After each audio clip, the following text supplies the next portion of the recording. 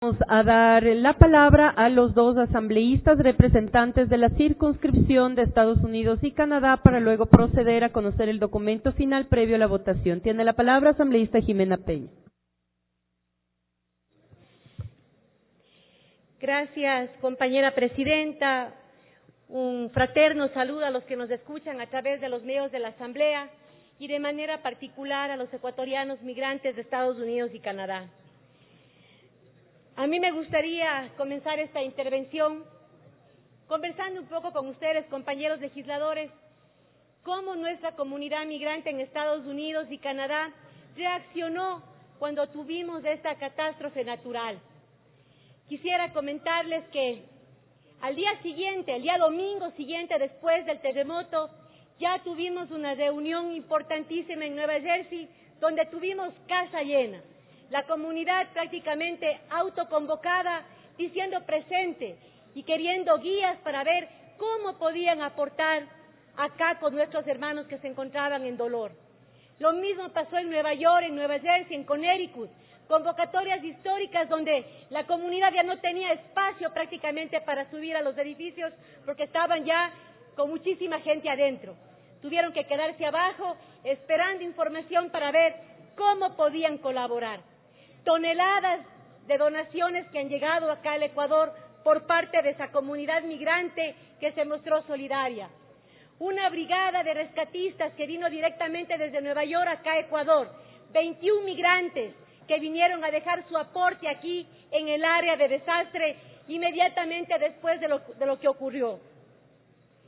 Esa solidaridad fue palpada por los representantes de la comunidad allá de los Estados Unidos.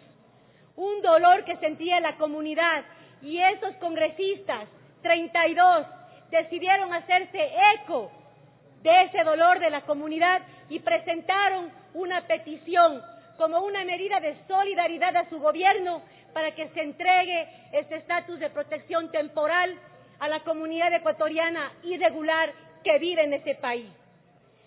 ¿Cómo no presentar un agradecimiento a esos congresistas por esa solidaridad que sintieron y que les llevó a pedir a su gobierno ese alivio migratorio para nuestros hermanos ecuatorianos?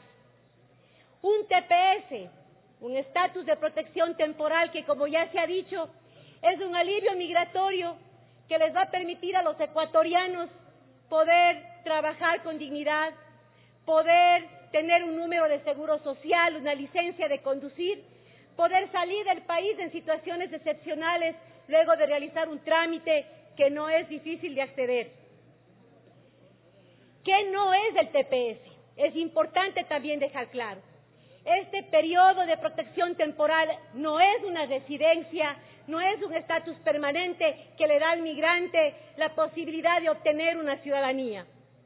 Sin embargo, no deja de ser un alivio migratorio para 1.200.000 ecuatorianos que, según cifras del registro consular 2015, se encuentran allá en Estados Unidos en este momento. Quisiera también hablar un poco sobre la decisión que se dio por parte de nuestro gobierno de hacer esa petición. Una decisión que tenía que tomarse con responsabilidad.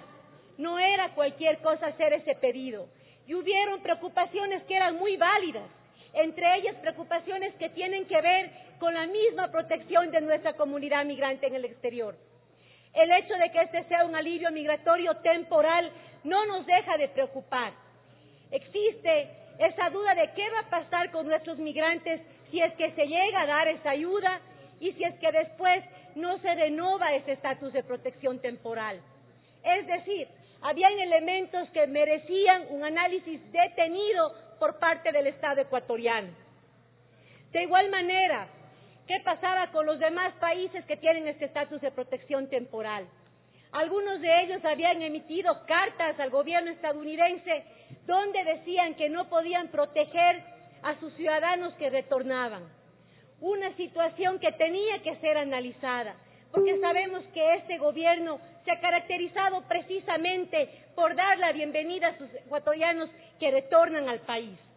Tenía que analizarse y encontrar el mecanismo que nos permita matizar ese pedido con las realidades, con las circunstancias que enfrenta nuestro país hoy en día. Sin embargo, a pesar de esto, el elemento más importante, diría yo, era el elemento humano. Miles de ecuatorianos viven en condición irregular en Estados Unidos. Ecuatorianos que salen de sus casas sin saber si van a volver a ver a sus hijos, a sus esposas, a sus esposos. Una comunidad ecuatoriana que ve en este alivio migratorio una pequeña luz al final del túnel, porque de estar en condición de las sombras a tener un alivio migratorio temporal, algo es algo, dicen nuestros migrantes en el exterior. A mí me gustaría, compañeros y compañeras, conversar con ustedes un poco de la realidad de la comunidad. ¿Cómo ha sido ese caminar de la comunidad migrante para alcanzar derechos que ahora ya están dados, pero que en su momento fueron un caminar, una lucha social? Tenemos, por ejemplo, la doble nacionalidad, el voto en el exterior. Allá es muy frecuente cuando los líderes de algunas décadas se ponen a conversar y dicen cómo nos organizamos y golpeamos las puertas hasta que conseguimos la doble nacionalidad, hasta que conseguimos ese derecho a votar. Sin duda alguna estos logros pues se cristalizan, se fortalecen más en el 2008, cuando gracias a la voluntad política de este gobierno, nuestra comunidad adquiere representación y una voz en este Parlamento. Es muy importante dejar claro eso. Una voz, compañeros y compañeras, que se ha hecho sentir, no ahora, porque hay una coyuntura política que de pronto nos conviene hablar de los migrantes. No, este Parlamento se ha pronunciado de manera permanente. Desde julio del 2013, 2 meses después de que estuvimos aquí, ya sacamos una resolución de solidaridad de la lucha migratoria de 11 millones de personas que estaban en ese momento abogando por una reforma migratoria justa. 5 resoluciones, compañeros y compañeras, que hemos aprobado a favor de esa comunidad migrante.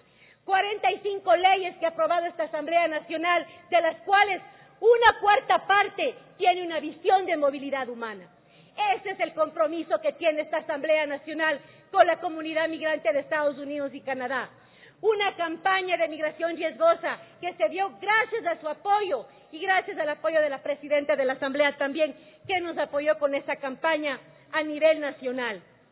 Eso es lo que ciertos sectores no dicen y ahora quieren engañar al pueblo diciendo que la Asamblea votó en contra del TPS. ¡Qué falso, compañeros y compañeras! Todos sabemos que el TPS es una decisión del gobierno de los Estados Unidos únicamente. Nosotros jamás pudimos haber votado aquí a favor o en contra de ese estatus de protección temporal. Así es que es muy importante aclarar eso y dejar absolutamente claro a nuestra comunidad migrante. Un pedido de TPS que reafirme el compromiso de este gobierno con esa comunidad que sabe ser sabia y agradecida.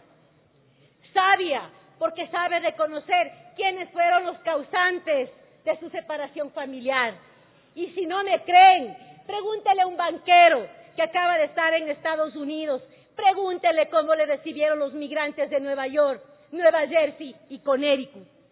Y una comunidad que sabe ser profundamente agradecida.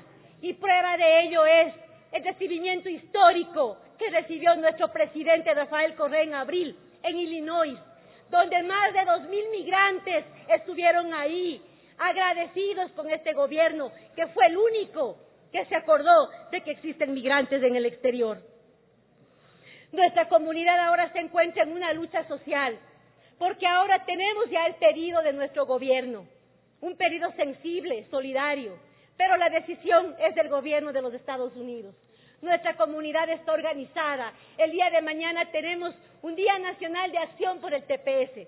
Ecuatorianos en diferentes estados van a abogar para que se haga eco el gobierno de los Estados Unidos a esa comunidad que ha colaborado con el desarrollo de ese país y que hoy se encuentra atravesando situaciones